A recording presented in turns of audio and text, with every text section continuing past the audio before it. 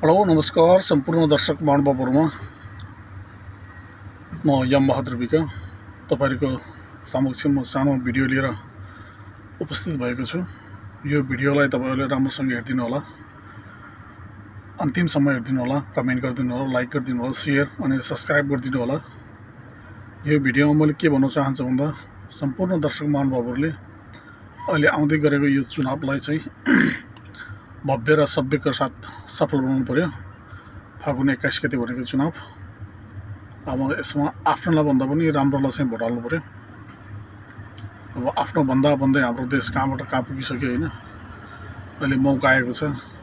नेताले देश बिगारे भन्छन्, नेताले देश बिगारेको रहेनछ, हामी जनताले बिगारेको हो। आफ्नो मान्छे भन्दै भोट हाल्दै, आफ्नो मान्छे भन्दै भोट हाल्दै गरेको। अब अहिले चाहिँ आफ्नो मान्छे हैन कि राम्रो मान्छेलाई चाहिँ भोट हाल्नु पर्यो हैन। त्यही भएर चाहिँ म सबैलाई आग्रह गर्न चाहन्छु कि राम्रोलाई भोट हाल्ने, आफ्नोलाई हैन। आफ्नो त आफ्नो हुँदै हुन्छ नि।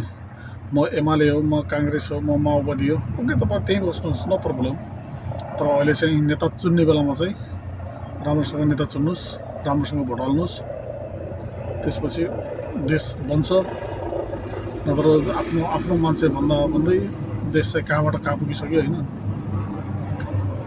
अब अहिले पनि त्यही प्रधानमन्त्री हेर्ने, भोलि पनि त्यही प्रधानमन्त्री हेर्ने, पछि पनि त्यही प्रधानमन्त्री गरे भने त काम भएन। त्यही भएर चाहिँ अहिले चाहिँ हामीले सक्दो आफ्नो मान्छेलाई चाहिँ भन्दा पनि राम्रो मान्छेलाई चाहिँ भोट हाल्ने प्रयास गरौँ। धन्यवाद।